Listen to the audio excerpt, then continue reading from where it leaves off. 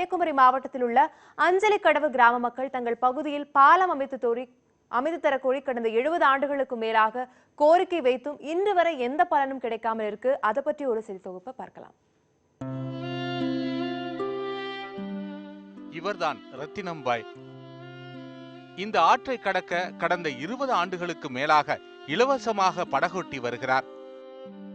ஆற்றை கடக்க பாலம் இல்லாத நிலையில் இந்த மூதாட்டியின் உதவியுடன் தான் மக்கள் ஆற்றை கடந்து வருகின்றனர்.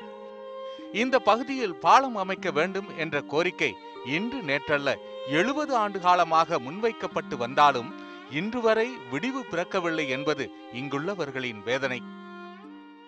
பாலம் வேண்டும் என்று சுமார் 70 ஆண்டு முன்னாலே வைக்க கோரிக்கை இதுவரை நிறைவேறவில்லை. ஒவ்வொரு வருடமும் தேர்தல் வரும்போது தேர்தல் நிற்கின்ற யாராக இருந்தாலும் சரி அவர்களுக்கிடத்தில் மனு கொடுப்பது பழக்கம் பொதுமக்கள்.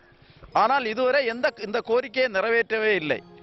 இந்த கிராம மக்கள் ஒரு கரையிலிருந்து மறுகரைக்கு செல்வதற்காக படகு பயணத்தையே நம்பியுள்ளனர். இதனால் கிராம மக்கள் அவசரத்திற்காக வாகனத்தில் மார்த்தாண்டம், களியக்காவிளை போன்ற பகுதிகளுக்கு செல்ல வேண்டும் என்றால் சுமார் 15 கிலோமீட்டருக்கும் அதிகமான தூரம் சுற்றி செல்ல வேண்டிய சூழ்நிலை ஏற்பட்டுள்ளது. அஞ்சாலி கடவிலிருந்து மார்த்தாண்டம், குளித்துறை போன்ற சுற்றுவட்டார பகுதிகளுக்கு வருவதற்கு 15 கிலோமீட்டர் தூரம் கூடுதலாக சுற்றி வர வேண்டிய ஒரு சூழல் இருந்து கொண்டிருக்கின்றது. 70 ஆண்டு காலமாக அந்த பகுதி மக்களின் நீண்ட நாள் கோரிக்கையான அஞ்சாலி கடவு ஆற்றுப்பாலத்தை இதுவரையிலும் கட்டாமல் அரசாங்கங்கள் வேடிக்கை பார்த்து கொண்டிருக்கின்றன. தனது இறுதி காலம் முடிவதற்குள்ளாகவாவது இந்த பகுதியில் பாலம் அமைக்கப்படுமா என ஆதங்கத்துடன் கேட்கிறார் ரத்தினம்பாய். 20 வருஷமாயிட்டு நான் வெள்ளம் ஓட்டி கொண்டிருந்தேன். அப்போ எனக்கு வயசு இவ்வளோ ஆகுது.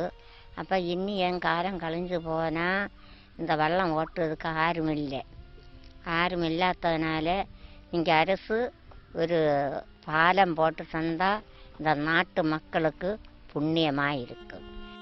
இனியும் தாமதிக்காமல் தங்களின் கோரிக்கையை நிறைவேற்ற அரசு செவிமடுக்க வேண்டும் என்பதே அந்த பகுதி மக்களின் கோரிக்கையாக உள்ளது.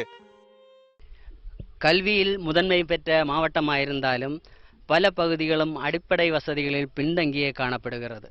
இந்த ஆற்றின் குறுகே உள்ள பாலம் என்பது இப்பகுதி மக்களின் 70 ஆண்டு கனவு. கண்டுகொள்ளுமா தமிழக அரசு? கன்னியாகுமரி மாவட்டத்திலிருந்து சஜயகுமார், நியூஸ் 18 தமிழ்நாடு.